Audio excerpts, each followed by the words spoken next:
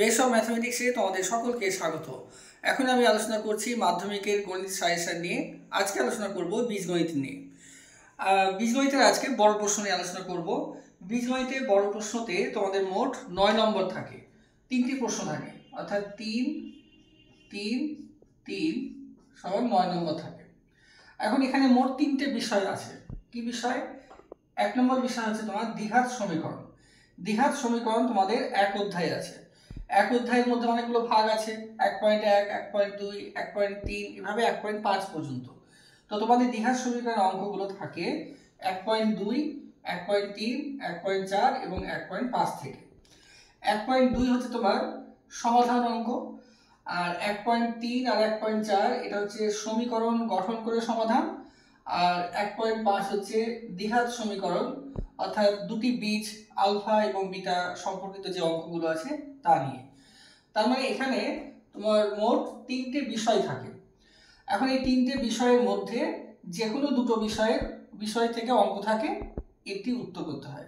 তবে সাধারণত 1.2 প্রত্যেকবারই থাকে, 1.3 এবং 1.4 এটাও থাকে, আর 1.5 খুব কম থাকে। তো এই হচ্ছে ব্যাপার। তো এখানে দুটো প্রশ্ন থাকে, যে কোনো একটি করতে হয়, 3 নম্বর। তারপর 2 নম্বরে আসো, অনুপাত এবং সমানুপাত। এটি আছে তোমাদের বইয়ে 5 নম্বর অধ্যায়ে, এবং এখান থেকে অঙ্ক থাকে সাধারণত 5.3-এ। এই 5 নম্বর অধ্যায়ে তোমরা দেখবে যে কোষে দেখি 3টে আছে, 5.1, 5.2 এবং 5.3। 5.1 এবং 5.2 থেকে সাধারণত শর্ট প্রশ্ন থাকে, 5.3-এও শর্ট প্রশ্ন আছে, কিন্তু বড় প্রশ্ন কিন্তু তোমাদের 5.3 থেকে থাকে। এখন এই 5.3-এর অঙ্কগুলো কিন্তু দুরকম। একটা হচ্ছে তোমার কেপুটের অঙ্ক, আর আরেকটা অঙ্ক তোমার অনুপাত এবং সমানুপাত সম্পর্কিত।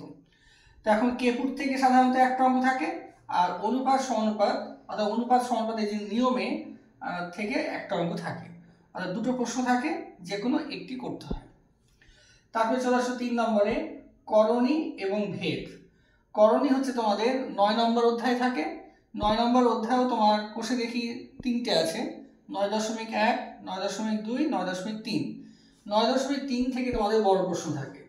তাহলে করণীর জন্য তোমাদের চ্যাপ্টার হচ্ছে কোষে দেখি 9.3, আর ভেদের জন্য 13। এখানে 13তে কোনো ভাগ নাই, শুধু 13।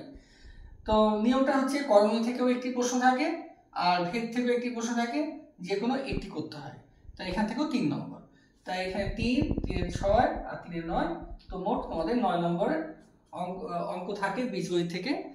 আগামী পর্বে এই কোন অঙ্কগুলো তোমাদের করা দরকার, মানে ইম্পর্টেন্ট অঙ্কগুলো নিয়ে আলোচনা করবো।